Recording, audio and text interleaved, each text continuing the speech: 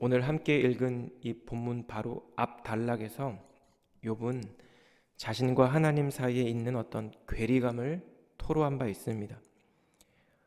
욥이 보기에 하나님은 악인이든 의인이든 철저하게 심판하시는 그런 하나님으로 비추어졌던 것 같습니다.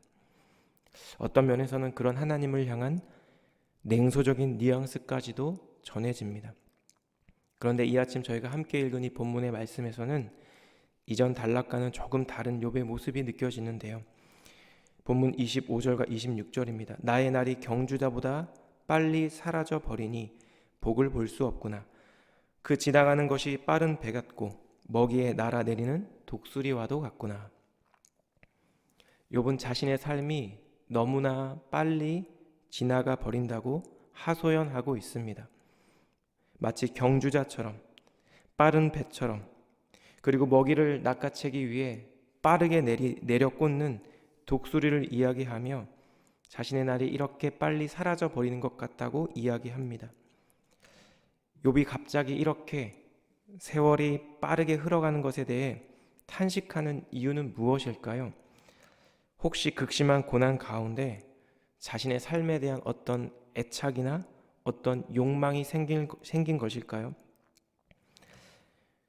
자신의 생애에 대한 미련보다는 욥에게는 아직도 해결해야 할, 그리고 하나님께 그 원인을 들어야 할 많은 고난과 문제들이 남아 있는데 그의 생명이 끝을 향해 빠르게 달려가고 있는 것처럼 느껴져서 조급한 마음이 든 것입니다.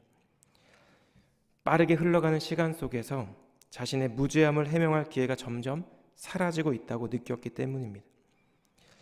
이러한 욥의 고백은 다음 절에서 더 극명하게 표현되어 있는데요. 27절입니다. 가령 내가 말하기를 내 불평을 잊고 얼굴빛을 고쳐 즐거운 모양을 하자 할지라도 내 모든 고통을 두려워하노니 주께서 나를 죄 없다고 여기지 않으실 줄을 아나이다.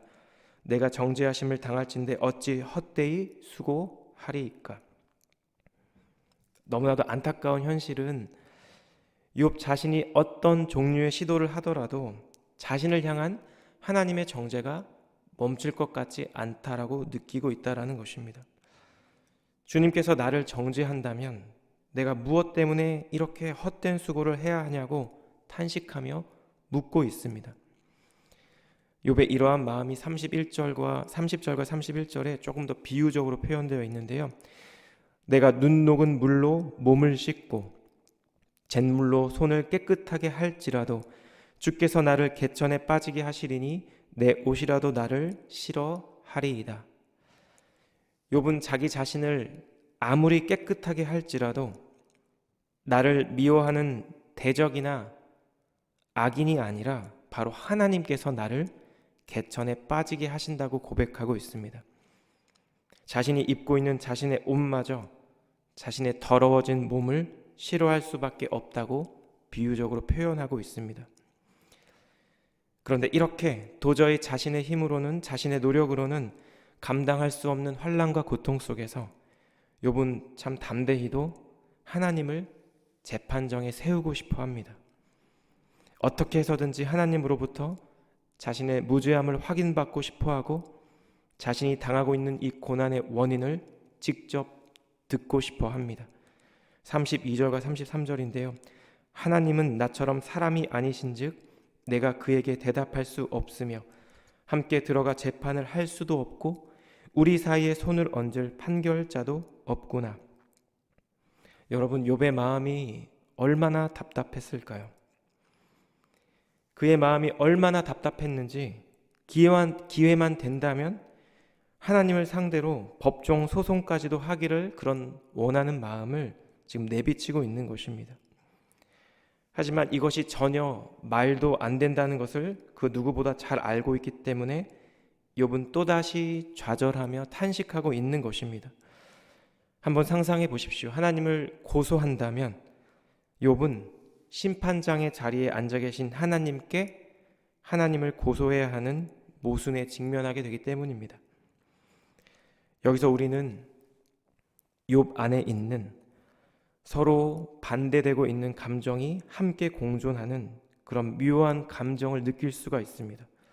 표면적으로 욥을 보면 하나님에 대한 불신과 원망의 마음이 있으면서도 동시에 욥 자신을 변호해 주시고 욥의 문제를 해결해 주실 분은 궁극적으로 하나님밖에 없다라는 사실을 욥은 알고 있다라는 것입니다.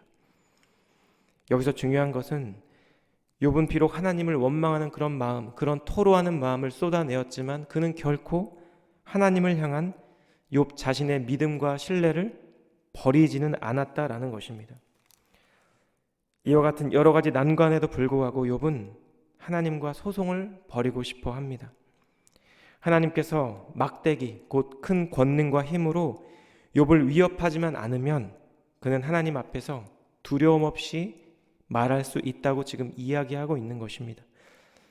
34절 35절입니다. 주께서 그의 막대기를 내게서 떠나게 하시고 그의 위엄이 나를 두렵게 하지 아니하시기를 원하노라. 그리하시면 내가 두려움 없이 말하리라. 나는 본래 그렇게 할 수 있는 자가 아니니라. 욥에게 있어서 하나님과의 재판은 불가능한 재판일 뿐만 아니라 철저하게 불공정한 재판입니다. 승소할 수 있는 일말의 가능성도 없는 그런 재판입니다. 그런데 그럼에도 불구하고 욥은 지금 하나님을 재판정에 세우고 싶어 합니다. 그 이유는 하나님 앞에서 하나님께 하소연이라도 하고 싶은 것입니다. 자신의 결백을 주장하며 자신의 무죄를 주장하고 싶은 것입니다. 주님과 얼굴을 대면해서 자신의 억울함을 항변하고 하나님께 질문하고 하나님께 답변을 듣고 싶은 것입니다. 이것이 바로 인생의 고난 가운데 있는 모든 인간의 욕망일 것입니다. 욥과 같이 우리가 인생 가운데 어떤 어려운 일을 당하게 될 때 제일 먼저 드는 생각은 왜 나에게 이러한 일이 생겼을까라는 의문일 것입니다. 바로 고난의 이유를 찾는 것이죠. 저희가 묵상하고 있는 이 욥기의 가장 중요한 주제 중 하나가 바로 인간이 겪고 있는 모든 고난의 원인입니다. 욥의 세 친구들에게 있어서 고난의 원인은 바로 죄입니다. 그래서 그들은 욥이 아직 생각하지 못한 혹은 회개하지 않은 죄가 있다라고 생각합니다. 그래서 지속적으로 그들은 욥에게 욥 너가 회개하면 하나님께서 이 모든 것들을 회복시키실 거야 라고 충고하고 있는 것입니다. 그러나 욥은 어떻게 하고 있죠? 계속적으로 자신의 의로움을 항변합니다. 회개해야 할 죄가 생각이 나지 않는다는 것입니다. 그런 답답하고 원통한 마음이 얼마나 큰지 욥은 오늘 본문의 말씀에서 하나님을 재판정에 세우고 싶어하는 것입니다. 만약 우리가 겪고 있는 이 모든 고난의 원인이 나의 죄 때문이라고 생각한다면 우리는 어떻게 될까요? 무엇보다도 우리는 하나님에 대한 두려움에 사로잡히게 될 것입니다. 끊임없이 지속적으로 그분의 눈치를 살피게 될 것입니다. 하나님은 저 하늘에서 어느새 나의 죄를 세고 계신 분이고 그 죄에 합당하게 고난을 주셔서 나를 심판하시는 그런 하나님이 되는 것입니다. 반대로 만약 우리가 고난의 원인을 찾지 못한다면 어떻게 될까요? 결국 우리는 욥과 같이 하나님을 원망하게 될 것입니다. 왜냐하면 아마도 하나님께서 이 고난을 주셨거나 아니면 적어도 막지 않으셨다고 생각하게 되기 때문입니다. 그렇다면 우리가 인생 가운데 때때로 마주하게 되는 우리가 도저히 이해할 수 없는 인생의 고난과 환난과 고통 가운데 우리는 어떻게 반응해야 할까요? 첫 번째로 우리는 이 모든 상황 가운데에서도 하나님의 하나님 되심을 인정하고 우리의 애통하고 원통한 마음 그대로 주님께 토로해야 한다는 것입니다. 우리 본문 28절과 29절을 함께 읽겠습니다. 시작. 내 모든 고통을 두려워하오니 주께서 나를 죄 없다고 여기지 않으실 줄을 아나이다. 내가 정죄하심을 당할진대 어찌 헛되이 수고하리이까. 본문 28절에 하나님께서 개역개정 버전에서는 주로 표현되어 있습니다. 그런데 히브리어 원어에서는 2인칭 당신으로 사용되고 있습니다. 고통과 절망 가운데 욥은 지금 마치 바로 앞에 있는 하나님께 얘기하고 있는 것처럼 그의 원통하고 애통한 마음을 입술로 표현하고 있다라는 것입니다. 저는 본문을 묵상하고 있는 가운데 사무엘상 1장에 등장하는 한나의 기도가 떠올랐습니다. 그리고 혹시나 하는 마음으로 이 문장에 사무엘상 1장에 있는 어떤 두 구절의 원어를 잠시 찾아보았는데요. 1장 10절과 11절에는 한나의 기도가 다음과 같이 표현되어 있습니다. 한나가 마음이 괴로워서 여호와께 기도하고 통곡하며 서원하여 이르되 만군의 여호와여 만일 주의 여종의 고통을 돌보시고 나를 기억하사 주의 여종을 잊지 아니하시고 주의 여종에게 아들을 주시면 내가 그의 평생의 그를 여호와께 드리고 삭도를 그의 머리에 대지 아니하겠나이다. 한나의 현실을 우리 성도님들 다 아실 것입니다. 오랜 세월 동안 아이가 생기지 않는 현실 속에서, 그리고 남편의 첩인 브닌나에게만 여러 자녀들이 있는 현실 속에서 한나가 할 수밖에 없는 것은 괴로운 마음으로 주님께 나아가는 것이고 흐느껴 우는 것이었고 하나님께 마음을 토로하는 것이었습니다. 제가 방금 읽은 이 사무엘상 1장 10절과 11절에 하나님이 주로 번역되어 있는데요. 한나 자신도 주의 여종이라고 이야기하고 있습니다. 그런데 여기 사용된 대명사는 모두 2인칭으로 사용이 되었습니다. ESV를 보시면 Your servant라고 표현되어 있습니다. 만약 당신께서 당신의 종의 비참함을 살피신다면 나를 기억하시고 당신의 종을 잊지 아니하시고 당신의 종에게 아들을 주신다면 내가 그를 주님께 바치겠다라고 하나님께 간절히 서원하고 있는 것입니다. 극심한 고통과 고난 가운데 있을 때 욥처럼 그리고 한나처럼 우리는 하나님이 마치 내 앞에 계신 것처럼 하나님을 간절히 찾고 부르짖어야 한다는 것입니다. 주님께서는 마태복음 5장 8복에 대한 말씀에서 애통하는 자는 복이 있다라고 말씀하신 바 있습니다. 패역한 이 세대를 살아가고 있는 저희 모두에게 저희가 직면하는 이 세상의 악으로 인해 이해할 수 없는 질병과 고난과 상처로 인해 깊은 절망과 슬픔 가운데 있는 우리를 주님은 결코 외면하지 않으신다라는 것입니다. 사랑하는 여러분, 슬픔 가운데 우리의 마음은 더 가난해질 것입니다. 주님을 향한 간절함과 갈급함은 더 진해질 것이고 그 가운데 당신의 아들을 이 땅에 보내신 주님의 마음을 우리는 더 깊이 깨닫게 될 것입니다. 그리고 이미 그렇게 행하셨던 것처럼 우리가 감히 상상할 수 없는 주님의 방법으로 주님의 긍휼과 사랑 안에서 우리의 아픔을 하나님께서는 끌어안아 주실 것이고 우리를 회복시켜 주실 것입니다. 어떠한 상황 가운데에서도 설령 그 자리가 고난의 자리, 고통의 자리라 할지라도 하나님을 향한 겸손하고 간절하며 갈급한 고백, 하나님의 하나님 되심을 고백하는 그 고백이 우리 사랑하는 모든 성도님들의 삶의 고백 되기를 우리 주님 이름으로 축복합니다. 두 번째로 우리가 본문을 통해 묵상할 수 있는 것은 우리에게는 욥이 그토록 간절히 원했던 중보자가 계시다라는 사실입니다. 우리 본문 32절과 33절 말씀 함께 읽겠습니다. 시작. 하나님은 나처럼 사람이 아니신즉 내가 그에게 대답할 수 없으며 함께 들어가 재판을 할 수도 없고 우리 사이에 손을 얹을 판결자도 없구나. 욥은 지금 하나님과 자신 사이에 판결자가 없다고 탄식하고 있습니다. 여기서 판결자에 해당하는 히브리어의 원형 야카흐는 주로 법적 용어에서 사용되는 단어라고 합니다. 판정하는 자 혹은 중재하는 자라는 의미입니다. 이런 의미를 살려서 33절의 말씀을 표준 세번역에서는 이렇게 번역하였는데요.